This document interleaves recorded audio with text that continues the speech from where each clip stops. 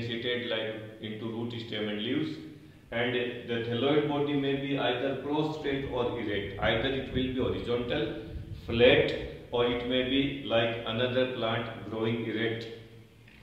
Some member even have some leafy stage, but actually these leafy stages do not have true root, stem and leaves.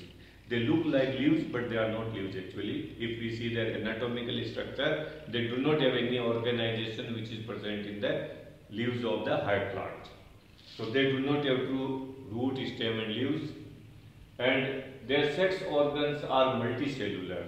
In algae we studied that sex organs are unicellular, but here the sex organs are multicellular. Their male sex organs are called antheridia and female sex organ are called archegonia.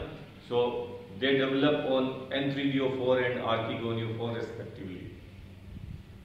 After fertilization, their zygote does not undergo meiosis to produce spores. Instead, it undergoes mitosis and develop a long cylindrical structure that is called sporophyte. The sporophyte of bryophyte has three parts. The lower part which attach on the base is called foot. Then a slender stem-like structure called seta, and the top bulb-like structure is called capsule or sporangia. In that capsule, the spores are produced by a special type of cell division called a meiosis or meiotic division. So it produces a haploid spores. Now the sporophyte which is growing, it will actually not grow independently. It will remain attached on the gametophyte and it will take its nourishment from the gametophyte. It is not independent. It depends on gametophyte for the food.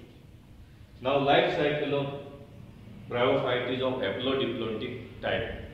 Some phase of their life cycle has haploid structure like their main body, thallus, and then their antheridophore and all, and then some part of the life is diploid like zygote and sporophyte. So both has coexistence, that's why they are having haplodiplontic life cycle. The example of bryophytes are Markensia, Funaria, etc.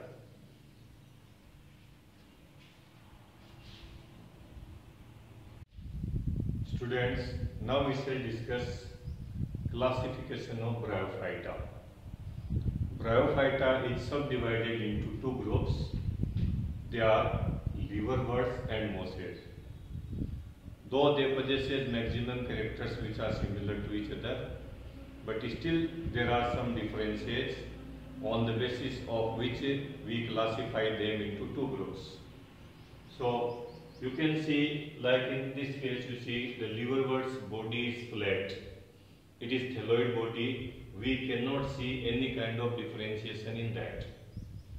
The body possesses unicellular single-celled rhizoids, and the reproductive parts are produced on this. Here we have taken only one example, that is actually archegoniophore has developed. This will produce female gametes. So you see the liverworts, the thallus is dorsiventral and compressed on the substrate. It is flat. If they are having leafy members, they possess small leaf-like appendages in two rows. Rhizoids, I told you, unicellular, and asexual reproduction by fragmentation or by gemma cups.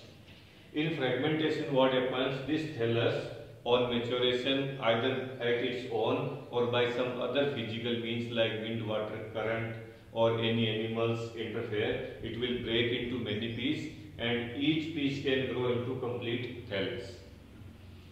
Now, in case of gemma cup, actually the gemma are buds which are produced in the special structure called gemma cups, and gemma cups are attached to the thallus by receptacles, stalks called receptacles.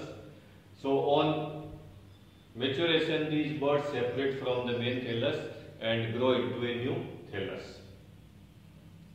Sex organs are produced either on the same or on different. Like I have taken here one example, here only one sex organ is produced, that is archegoniophore. We can say it is female thallus. Okay. Examples are Markensia. Now in case of mosses, they actually have two distinct phases in their life.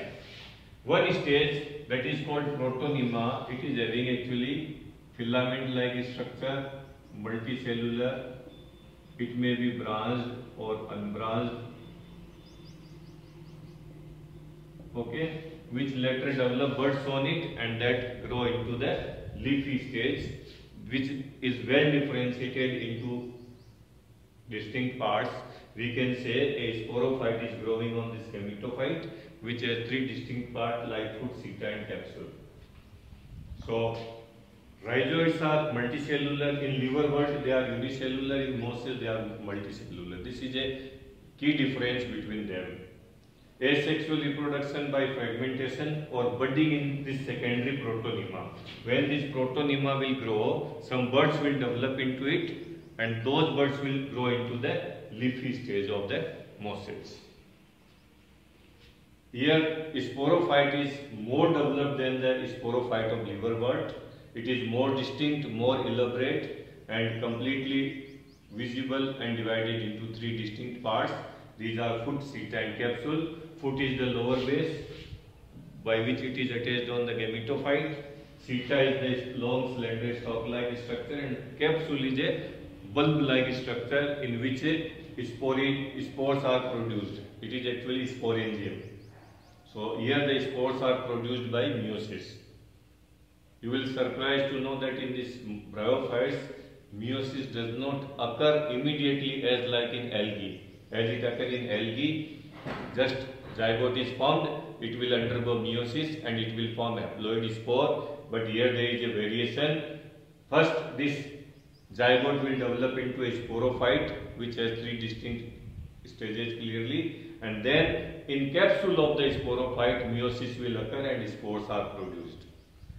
These spores are released in air and then when they will fall on the suitable substrate, again they will first form a primary protonema, a single multicellular filamentous structure which may be branched or unbranched. Later that will develop into secondary protonema and then secondary protonema will give rise to a leafy stage again.